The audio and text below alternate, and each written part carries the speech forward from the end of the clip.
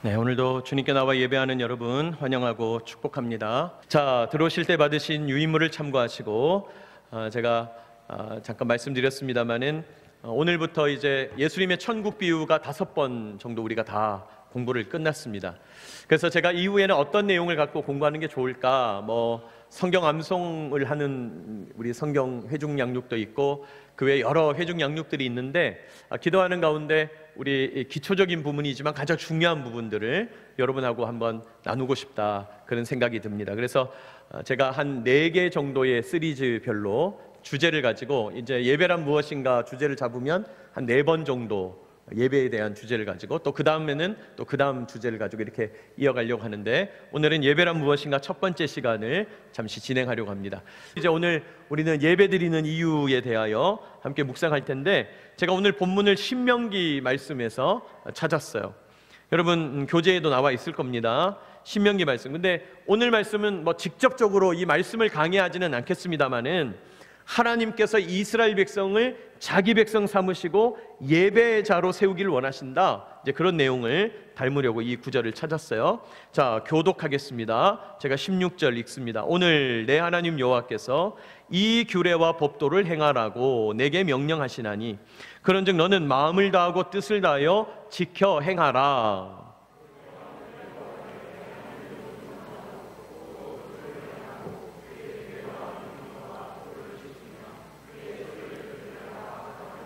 여호와께서도 내게 말씀하신 대로 오늘 너를 그의 보배로운 백성이 되게 하시고 그의 모든 명령을 지키라 확언하셨느니라.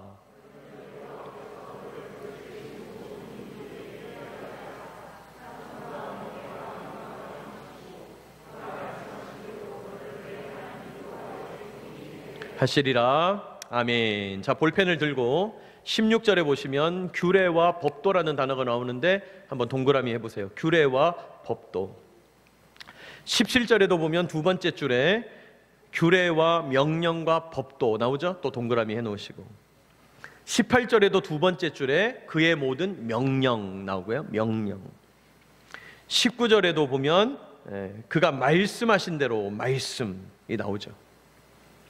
그러니까 지금 이 신명기 26장 이 말씀은 앞에 나왔던 하나님의 규례, 법도, 명령, 계명, 이걸 지켜라, 지켜라, 지켜라, 그 얘기를 계속 반복하는 거예요. 자, 그러면 신명기에 나왔던 그 계명은 뭐냐? 사실은 앞에 나오는 출애굽기와 레위기의 축소판이에요. 여러분 레위기 기억나세요? 레위기 딱 1장 1절 펼치면 1장부터 10장까지 어떤 내용 나옵니까? 기억나세요? 레위기 어떤 내용 나오죠? 하나님 제사하는 방법이다. 그러니까 사실은 하나님이 명령하시는 법도 물론 어떻게 살아라 사회법도 있고 또 어떻게 판단해라 도덕법도 있고 뭘 먹어라 뭘 먹지 마라 정결법도 있지만, 사실은 주님께서 말씀하시는 규례와 명령과 법도는 내내 예배 얘기예요. 예배.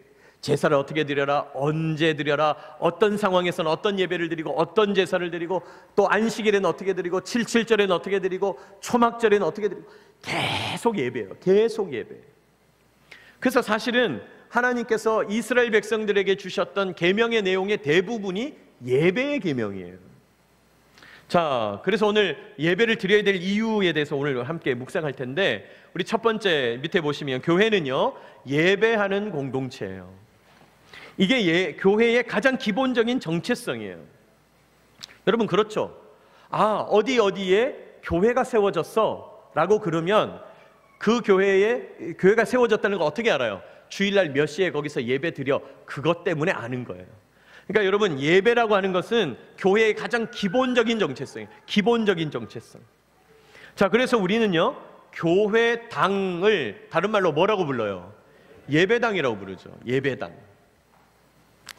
여러분 사실은 우리가 흔히 어디 가십니까? 교회 갑니다 라는 말이 맞는 것 같지만, 교회라고 하는 말을 우리 교회 모임 갑니다 라는 말은 맞겠지만, 교회라고 하는 지역, 교회라고 하는 어떤 건물, 그렇게 보면 교회 갑니다 라는 말이 안 맞는 말이죠. 여기 기지교회 가려면 어떻게 해야 돼요? 라는 말은 틀린 말이죠. 정확하게, 물론 실생활에서 그럴 필요는 없겠지만 정확하게 말하려면 기지교회 당이 맞는 거죠. 기지교회 당, 성당, 법당, 교회 당이 맞는 거예요. 그래서 우리 믿음의 선조들은 어떻게 했냐면 교회당이라는 말을 쓰지 않고 건물을 지어놓고, 옛날에는 여기 어릴 때 교회 다니셨던 분들은 아마 경험이 있으실 거예요. 옛날에는 어느 교회 지역에 교회를 세워놓고 이제 주춧돌이나 어떤 이 편말을 세울 때 뭐라고 불렀냐? 무슨 예배당 이렇게 불렀어요. 그러니까 예를 들어볼게요. 동천교회가 있다 쳐요. 여기 대구 동천이니까 동천교회가 있으면 동천교회가 모이는 건물의 이름을 동천예배당이라고 붙여놨다 이 말이에요. 옛날에는 그렇게 불렀어요. 근데 요즘은 이제 그걸 이제 혼용해서 쓰다 보니까 우리말에서 기지교회 또는 교회 그러면 어떤 건물을 얘기하지만 엄밀한 말은 교회 건물은 예배당이 맞는 거예요. 그러니까 그만큼 예배가 중심이었다는 거예요. 예배가 교회의 기본 정체성이라는 거예요. 자, 그래서 예배는요, 교회의 5가지 표지 중에서 가장 우선되는 표지예요. 여러분, 종교개혁자 존 칼빈이라는 사람이 교회의 5가지 표지를 설명했어요. 이 표지라는 말이 뭐냐면, 저 표지가 있는 것을 보니까 저기가 교회네, 이게 표지란 뜻이에요. 저기 교회가 있네, 그 시그널, 그 사인, 그 증표가 되는 게 뭐냐? 그 5가지 표지가 있는데 5가지 표지는 이거예요. 한번 읽어볼까요? 예배, 교육, 시작. 예배, 교육, 선교, 봉사, 친교. 이게 교회의 5가지 표지예요. 이게 있는 것을 보니까 교회구나를 알게 된다는 거예요. 뒤집어 얘기하면 교회에서는 이거 해야 된다는 거예요. 이거를 해야 교회가 교회 된다는 뜻이에요. 여러분, 교회는 가장 기본적으로 예배로 모이는 거예요. 5가지 표지 가운데 가장 우선되는 표지는 뭐냐? 예배라는 거예요. 자, 그러면 이제 우리가 조금만 더 확장해서 이제 곁길로 가보면 교육이라고 돼 있어요. 교회에서 교육해야 된다. 여러분, 교회에서 교육한다는 건 뭘 가르치는 걸까요? 여러 가지 얘기하지만 사실은 성경을 가르치는 거예요. 교회 밖에는 성경 가르치는 데가 없어요. 여러분, 만약에 교회 외에 어디서 성경 가르쳐 준다 그러거든 의심해야 돼요. 옛날에 벌써 오래된 얘기인데 10몇 년 전에 네이버에 그 신천지 명단이라고 막 떠돌러 다닌 적이 있었어요. 그래가지고 어떤 분이 이제 자기 교회에 교인이 혹시 있을까 싶어가지고 그 명단을 이제 어둠의 경로로 다운받아가지고 이렇게 열어본 거예요. 근데 이름이 비슷한 사람이 막 몇 명 있는 거예요. 큰 교회였나 봐요. 그래가지고 조용하게 물어봤다는 거예요. 왜 당신 여기 신천지에 이름이 있습니까? 저 신천지 간 적은 없는데요. 근데 어디에 간 적이 있냐? 무료 성경 신학원에 갔다 온 적이 있는 거예요. 무료 성경 신학원에 가가지고 이름도 적고 핸드폰 번호도 적고 주소도 적고 이러다 보니까 그건 등록인 줄 모르고 그냥 적고 왔는데 이름이 흔적이 남은 거예요. 그러니까 여러분, 교회 외에 다른 곳에서 뭔가 성경을 강의한다, 성경을 가르친다 그럴 때는 적어도 목사님에게 허락을 한번 맡으면 좋아요. 적어도 목사님에게 점검을 한번 맡으면 좋아요. 요즘은 온라인도 그렇잖아요. 온라인에서 이 목사님 좋으시대, 이 목사님 설교가 좋으시대. 여러분, 그 목사님이 우리 국가에서 인정하는 여러 주요 메이저 교단의 신학교를 나온 분이다. 그럼 괜찮아요. 근데 뭔가 좀 세상말로 아리까리하다. 그럼 반드시 물어보시기 바랍니다. 목사님, 이분 맞는 겁니까? 이분 설교 괜찮은 겁니까? 여러분, 점검해야 합니다. 그러니까 성경을 가르치는 것은 교회에서만 하는 거예요. 교육은 성경 가르치는 걸 얘기하는 거예요. 선교는요, 내가 믿는 하나님 다른 분에게도 펼쳐내겠다, 전하겠다. 그게 선교입니다. 아시죠? 복음 전도의 다른 말이에요. 그 다음에 교회는 봉사합니다. 이 봉사는요, 교회가 지역사회를 향해서 하는 거예요. 봉사. 우리 기지교회의 지역사회는 뭐겠어요? 우리 기지에 있는 분들. 그러니까 기지교회도 기지에 있는 분들에게 봉사해야죠. 그러니까 우리가 사역의 방향이 바깥으로 향하는 거, 봉사. 반대로 친교는 내부적으로 향하는 거, 우리 안에서 친밀해지는 거. 그래서 우리가 형제라고 부르고 자매라고 부르고 교회에서 체육대회도 하고 소풍도 가고 모임도 하고 또는 소그룹별로 목장별로 회식도 하고. 여러분, 그게 다 친교하는 일이죠. 그러니까 교회는 이 5가지 표지가 잘 어우러져야 돼요. 예배만 드리고 나는 교회 다른 건 참여 안 한다. 그건 사실 온전히 교회되지 못하는 거예요. 나는 교회 가서 성경만 배우겠다. 그럴 수도 없다는 거예요. 교회는 무조건 복음만 전해야 된다. 다른 것들은 못한다. 어떤 교회 갔더니 막 지금 복음 전하는데도 돈 쓰기가 아까운데 지금 우리가 친교할 시간이 어디 있냐. 그러면 안 된다는 거예요. 친교도 해야 된다는 거예요. 골고루 있어야 되는데 그럼에도 불구하고 가장 우선은 뭐라는 거예요? 예배라는 거예요. 교회의 이 5가지 증표, 표지 중에 가장 우선되는 게 예배다. 그러니까 교회는 예배가 제일 중요하다. 그러니까 예배를 왜 드려야 되냐? 아니, 교회로 모였다면 당연히 예배 드려야 된다, 이 말이에요. 자, 그 말을 다른 말로 바꾸니까 예배는요, 우선적인 신앙의 실천이에요. 제가 일부러 실천이라는 단어를 썼어요. 실천. 무슨 말입니까? 내가 신앙생활을 한다라는 말에서 가장 기본적인 형태가 뭐냐면 예배인 거예요. 어떤 분들은 우리가 신자가 됐고 그리스도인, 세상에 나가서 선하게 살아야 된다, 좋은 일을 해야 된다, 영향력을 펼쳐야 된다, 선하게 살아야 된다, 맨날 그런 생각하죠. 맞는데 여러분, 선하게 사는 것 전에 해야 될 게 예배예요. 예배 드리지 않고 아무리 선행을 많이 해도 죄송합니다, 그건 그리스도인이 아니에요. 죄송하지만 여러분, 세상에 선행하는 분 많습니다.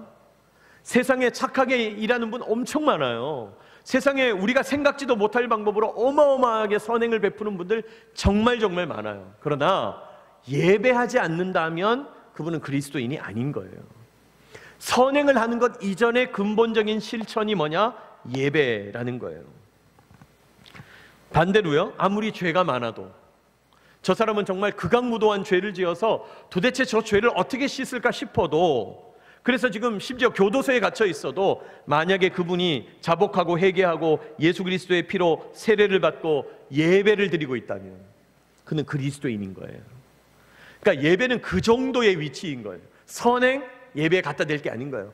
우리가 할 수 있는 최고의 선행이 뭐야? 예배예요. 우리가 할 수 있는 최고의 이웃사랑이 뭐냐? 예배예요. 놀랍게도. 아니 목사님, 이웃사랑이 무슨 예배입니까? 예배입니다. 내가 예배를 드리고, 이제 뒤에 나올 텐데, 내가 예배를 드리고 하나님을 바라보고 하나님과 만나게 되고 하나님과 교제하게 되고 하나님의 능력을 공급받게 되고, 여러분, 그러면 내 주변에 있는 사람이 가장 먼저 행복해져요. 그러니까 예배를 잘 드리는 것이 가장 우선적인 실천이에요. 뭐 예배 많이 드리는 게 뭐가 중요하냐? 나는 예배보다도 나가서 세상에서 잘 살겠다. 제가 지난번에도 말씀드렸지만 이 세상이 힘들고 어려운 건 다 잘해보겠다고 저러는 거예요. 네? 다 잘해보겠다고 하는 건데 좀 나쁜 말 하면 저 모양 저 꼴이에요. 네? 그러니까 지금 잘해보겠다는 게 문제가 아니고 무엇을 바라보느냐, 누구와 만나고 있느냐, 누구에게 공급받고 있느냐, 누구를 의지하느냐가 문제인 거예요. 그래서 예배는 가장 우선적인 신앙의 실천이다. 최고의 사랑이다. 예배는 하나님 사랑하는 것이고 이웃을 사랑하는 것이다.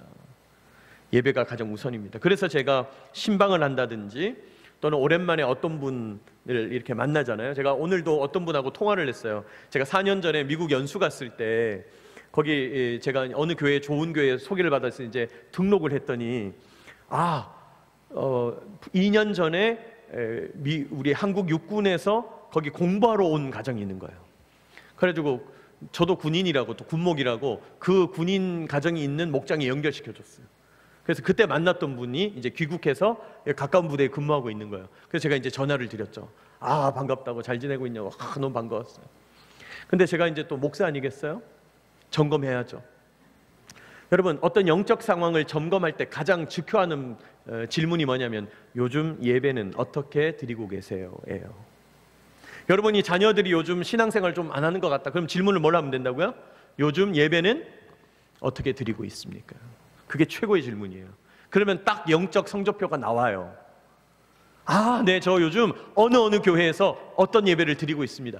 이렇게 명쾌하게 쫙 예배에 대해서 말하잖아요. 지금 신앙생활 잘하고 있는 거예요. 지금 하나님과 만나고 있는 거예요. 근데 사실은 제가 이러고 이제 얘기가 길어져. 그럼 제대로 안 드리는 거예요. 내가 좀 뒷담화 또 할까요? 밖에 교회 나가는 분들 있잖아요. 제가 밖에 교회 나가는 거 뭐라는 거 아니에요. 그럴 수 있다고 생각해요. 근데 제가 군인으로서 밖에 교회 나가는 분들 가끔 이렇게 만나요. 그래서 제가 반갑게 인사해요. 근데 요즘 어떻게 예배 드리세요? 근데 명쾌하게 예배 이야기하는 분들이 많지 않더라고요. 그럴 수밖에요. 여러분, 밖에의 삶과 우리 군인의 삶이 이 사이클이 맞습니까? 안 맞습니까? 안 맞잖아요. 밖에는 지금 휴가철이고 뭔가 정리하는 때고 이럴 때인데 우린 이제 훈련해야 하고 이래야 되잖아요. 그러니까 이게 삶의 사이클이 안 맞으니까. 사실 기지교회가 가지고 있는 장점이 있는 거죠. 뭐 옛날처럼 군복을 입었으니까 기지교회 나와라 이럴 수는 없겠죠. 또 그런 시대도 아니에요. 그러나 사실은 우리 군인으로서 가장 다니기 좋은 교회는 기지교회임에 틀림없어요. 그건 자신감이 있어요. 그건 확실하죠. 여러분, 예배를 점검하는 거, 지금 하나님 앞에서 그분의 신앙생활을 점검하는 가장 좋은 방법이에요. 그러니까 여러분, 예배를 점검해야 합니다. 예배가 우리 신앙의 가장 근본적인 실천이고 우선적인 실천이라는 거예요. 자, 그러면 이제 예배의 의미가 뭐죠? 물론 예배는 무엇인가를 다음 주에 또 볼 텐데, 예배라고 하는 건 과연 뭐냐 보겠습니다. 예배의 의미는요, 첫 번째, 나의 원형이 되시는 하나님을 바라보는 게 예배예요. 여러분, 예배는 시간 정해놓고 예배당에 나와서 어떤 종교의식에 참여하는 게 예배가 아니고, 만약에 그렇게 되면 감옥에 갇힌 사람은 예배 못 드리게 돼버리는 거예요. 홀로 사막에 떨어진 사람은 예배 못 드리게 되는 거예요. 아까 말씀드렸던 어떤 선교사님, 공동체가 없는 분은 예배 못 드리게 되는 거예요. 그러니까 예배를 그렇게 정의하는 것이 아니라 가장 근본적인 예배의 의미가 뭐냐? 나의 원형이 되시는 하나님을 바라보는 거예요. 여러분, 왜 하나님이 나의 원형이 되시죠? 우리 인간은 하나님의 뭐로 지음받았다고요? 형상으로 지음받았다 그랬잖아요. 우리 인간은 하나님의 형상으로 지음받았다고. 그러니까 하나님은 우리 시작점입니다. 하나님은 우리의 영원한 연원이에요. 시작점, 근본이에요. 그러니까 우리가 나 자신을 알려면, 내가 누구인지를 알려면, 인간이 어떤 존재인지를 알려면 시작점이 되시는 하나님을 알아야 돼요. 그래서 여러분, 모든 삶의 진리는 하나님이 어떤 분이신가, 그 하나님의 형상으로 지음받은 나는 어떤 존재인가, 이 문제부터 풀리기 시작하는 거예요. 그래서 여러분, 종교 철학에서 모든 종교를 관통하는 질문이 있는데, 신이란 무엇인가? 첫 번째 질문. 두 번째 질문이 나는 누구인가예요. 그러니까 모든 종교는 여기서 시작하는 거거든요. 우리 기독교 신앙도 마찬가지예요. 우리 기독교 신앙이 진리라면 하나님이 우리 삶의 원형이 되신다. 그 하나님을 바라봄으로 나는 나 자신을 제대로 알게 된다. 그게 예배라는 거예요. 그래서 여러분, 우리는요, 예배를 통해서 하나님을 바라보는 거예요. 더 쉽게 얘기할까요? 하나님을 만나는 거예요. 우리가 예배 드리는 이유, 하나님을 만나는 거예요. 어떤 분들은 예배 드릴 때 이런 생각하죠. 오늘 예배 드릴 때 찬양이 좋았어. 오늘 예배 드릴 때 목사님 메시지가 아주 명쾌하고 좋았어. 오늘 예배 드릴 때 아주 공간의 이 온도가 상쾌했어. 오늘 예배 드릴 때 목사님의 어떤 예화나 설교가 너무 재미있었어. 오늘 예배 드릴 때 음악적 세션이 너무 좋았어. 죄송한데 그건 예배가 아니에요. 여러분, 예배를 드릴 때 건물이 편안한 분위기를 제공해. 죄송하지만 그건 예배가 아니죠. 만약에 그게 예배라면요, 우리는 그저 좋은 서비스를 제공하고 헌금이나 거두는 수익기관이 돼버려요. 장사하는 곳이 돼버려요. 예배는 그런 게 아니라는 거예요. 예배는 어떤 상황에서든 누구를 만나러 오는 거예요? 하나님 만나러 오는 거예요. 그리고 그 하나님을 왜 우리가 만나야 되냐? 우리의 원형이 되기 때문이에요. 내가 그분에게서 나왔기 때문이에요. 목사님, 저는 부모님에게서 나왔는데요. 그럼 그 부모님 어디서 나왔어요? 그 부모님에게. 그러면 그 위에 부모님은 어디서 나왔어요? 또 그 부모님에게. 할아버지의 할아버지, 할아버지의 할아버지, 할아버지의 할아버지. 그렇죠. 누가복음은 그래서 밝히고 있잖아요. 그 위에 하나님이 계셨다. 여러분, 모든 시작점이 하나님이시다. 자, 그러므로 내가 하나님을 바라보게 되면 어떤 능력이 나타나느냐? 두 번째, 예배는 나를 깊이 알아가게 되면서 나를 뭐 하게 돼요? 초월하게 돼요. 오늘 어려운 얘기, 막 철학적 얘기 다 나오네요. 초월하게 돼요. 여러분, 이 초월이란 개념이 중요한데, 쉽게 얘기할까요? 교회 오래 다니는데 삶이 잘 안 바뀌는 분이 있어요. 교회 오래 다니는데 뭔가 이게 잘 변화 안 되는 분이 있어요. 왜 그런가? 초월이 일어나지 않기 때문이에요. 초월. 여러분, 초월이 뭡니까? 뛰어넘는 거예요. 뭘 뛰어넘어요? 나의 한계를, 나의 제한사항을, 나의 어떤 껍데기를, 나의 지금 삶의 틀을 뛰어넘는 거예요. 이런 분이 있죠. 목사님, 저는 아침잠이 많아서 절대로 새벽 예배 못 나갑니다. 그분이 초월하면 뭐 하게 될까요? 새벽 나오게 되는 거죠. 그게 초월이에요. 여러분, 사람은 자기 틀을 딱 갖추어 놓고 그 안에서 편안함을 누리기를 원해요. 그게 사람의 습성이에요. 그런데 그 안에서 평안함을 누리면 좋을 것 같으나 그렇게 평안함을 누리면 어떻게 되느냐? 껍데기가 점점 단단해지면서 그 안에서 머물러 버려요. 그럼 어떻게 되냐? 그 껍데기 때문에, 여러분, 우리가 왜 피부도 보면 이 어떤 딱딱하게 굳어 있는 어떤 그 껍데기가 그 피를 내기도 하고 막 이 살을 아프게 하기도 하고 그러잖아요. 그러니까 무슨 말이냐? 껍데기가 단단해지면 단단해질수록 누군가에게는 고통이 되기 시작하는 거죠. 그러니까 우리가 신앙생활을 한다는 건 무슨 의미냐? 하나님을 바라보면서 나를 알아가면서 나를 초월하는 거예요. 여러분, 이 세상에 있는 사람들이 나 자신을 가장 잘하는 것 같지만은, 그래서 자꾸 아이들이 그러죠. 내가 알아서 할게, 내가 알아서 할게. 도대체 알아서 하는 거 아무것도 없으면서 맨날 내가 알아서 할게, 내가 알아서 할게. 예? 나이 드신 분들 중에도, 믿지 않는 분들 가운데, 나는 내가 제일 잘 알아, 나의 건강은 내가 제일 잘 알아. 제일 모르는 분이 그분이 사실 제일 몰라요. 그러면서 막 무리하죠. 여러분, 사람이 자기 자신을 잘한다고 그러지만 그건 사실 그렇지 않다는 거죠. 여러분, 자기 자신을 가장 잘하는 방법은 하나밖에 없어요. 하나님을 바라볼 수밖에 없어요. 하나님을 바라봐야 내가 내일 잘 알게 돼요. 그리고 하나님을 바라보게 될 때 나의 한계를 뛰어넘게 되고, 하나님을 바라보게 될 때 나의 기준을 뛰어넘게 되고, 나의 생각을 뛰어넘게 되고, 나의 수준을 초월하게 되는 거예요. 여러분, 성경에 나오는 여러 가지 계명들, 우리에게 신앙이 요구하는 여러 가지 일들, 목사님이 자꾸 여러분한테 부담을 주는 여러 가지 일들, 사실은 내가 가만히 있으면 이룰 수가 없어요. 지금 내 삶에서는 도무지 일어나지 못할 일이에요. 그러나 어떻게 해야 일어납니까? 초월해야 일어나는 거예요. 그 한계를 뛰어넘어야 일어날 수 있는 거예요. 그러므로 여러분, 주님께서 베드로를 질책하셨죠? 여기가 좋사오니, 여기가 좋사오니. 예수님은 그렇지 않다는 거예요. 예수님에게는 여기가 좋사오니가 없다는 거예요. 여러분, 초월이 일어나야 성장이 일어납니다. 초월이 일어나야 성숙이 일어나요. 여러분, 하나님을 알아가고 나를 깊이 알아감으로 초월하게 되는 저와 여러분 되시기를 축복합니다. 자, 그렇게 초월하고 또 초월하고 또 초월해지면 어떤 일이 일어나는가? 예배는 나의 존재 의미를 발견하고 확인하게 돼요.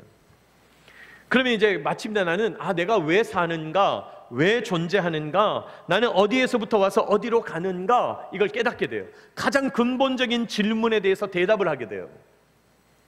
여러분, 세상에 있는 사람들은 그냥 드러난 질문에 대해서는 대답을 해요. 돈 벌려면 어떻게 해야 됩니까? 건강하려면 어떻게 해야 됩니까? 우리가 사람들과 바른 관계를 맺고 좋은 관계를 맺고 이렇게 심리적으로 안정적으로 살려면 어떻게 해야 됩니까? 그러면 세상에 수많은 선생들이 텔레비전에 나와서 이렇게 해라 저렇게 해라 막 조언하잖아요. 그런 답은 있어요. 그런데 근본적인 거에 대한 답이 없어요. 우리는 어디서부터 왔죠? 우리는 어디로 가는 거죠? 죽음 너머에는 뭐가 있는 거죠? 도대체 나는 누구죠? 나는 왜 지금 살아야 되죠? 나는 왜 오늘 식량을 축내면서, 시간을 축내면서, 또 자본을 축내면서 왜 내가 이렇게 존재해야 되는 거죠? 이런 의미를 대답할 수가 없다는 거예요.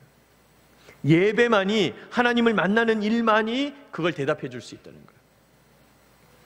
자, 그래서 여러분, 우리가 이제 그렇게 존재 의미를 발견하기 위해서 우리 예배를 드리는데, 첫 번째, 예배를 통해서 우리는 공동체의 하나됨을 확인해요. 예배를 드릴 때 글쎄 전체를 모아놓고 한 명이 설교할 때 듣게 해요. 네? 여러분, 설교자가 2명이면 이게 들려요, 안 들려요? 이 말도 안 들리고 저 말도 안 들릴 거 아니에요. 전부 앉혀놓고 공동체가 한 말씀을 받게 해요. 아까 우리 찬양했죠? 찬양할 때 나는 2번째 마디 부르고 있는데 나 혼자 저 10번째 마디 부르면 돼, 안 돼? 안 되죠. 왜? 같이 하게 하는 거야, 일부러.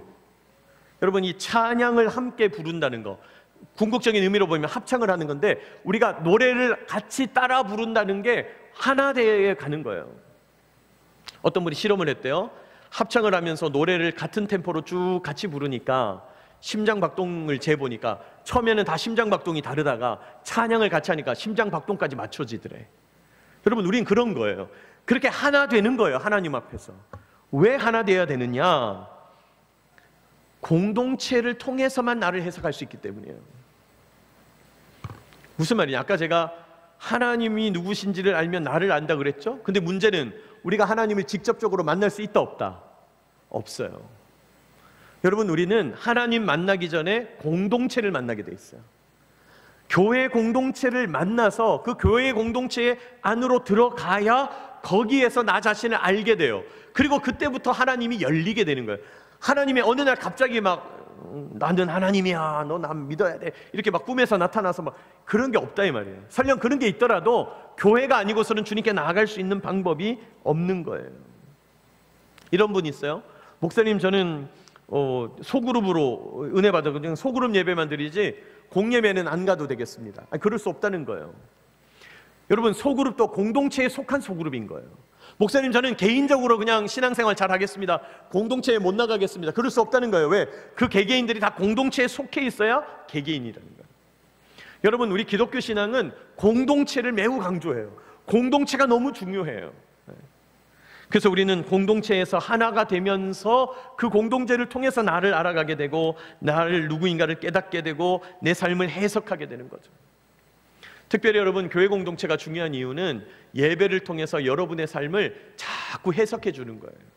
무슨 말이냐? 이 해석한다는 말이 뭐냐면, 예를 들어요, 내가 예배에 나올 때 오늘 직장에서 무슨 일이 있어서 마음이 많이 상했어요.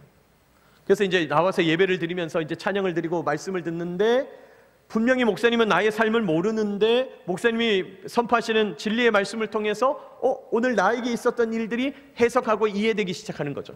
그게 말씀이 여러분의 삶을 해석하는 거예요. 뭐 어려운 일만 있어서 그런 게 아니라 모든 여러분의 삶이 매번 말씀을 통해서, 찬양을 통해서, 기도를 통해서 해석되는 거예요. 그러므로 예배를 드려야 된다는 거예요. 예배는 이만큼 중요하다는 거예요. 여러분, 정리합니다. 예배의 의미, 나의 원형 되시는 하나님을 바라보는 거예요. 그렇게 하나님께 집중하면 집중할수록 나는 내 자신을 알게 되고 초월이 일어난다, 나의 한계를 뛰어넘는다 그랬어요. 그러면서 마침내 나는 공동체 안에서 나 자신을 해석하게 돼요. 나의 존재의 의미를 깨닫게 된다는 것입니다.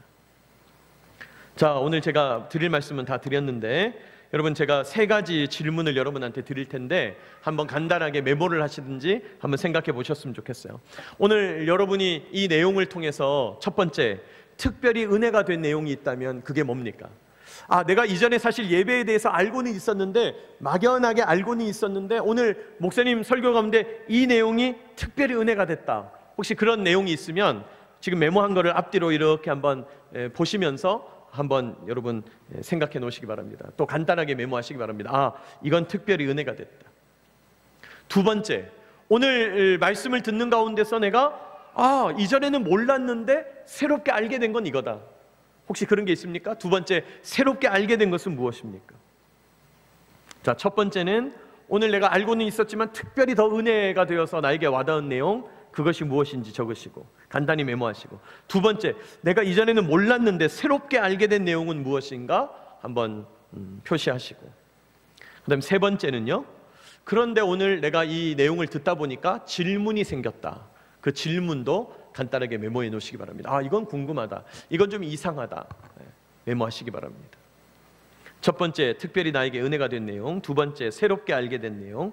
세 번째, 그런데 내용을 들으면서 궁금한 질문, 그것이 무엇인가 한번 쭉 보시고, 이 시간에 우리 합심하여 기도할 때 여러분이 오늘 특별히 은혜가 내용을 가지고 기도하시고, 새롭게 알게 된 것 하나님 앞에 감사하시고, 질문하는 것, 궁금한 것 하나님 앞에 질문하시기 바랍니다. 하나님, 그런데 내가 이런 것들은 오늘 설교를 듣는 중에 궁금합니다. 그렇게 하나님 앞에 나가셨으면 좋겠습니다.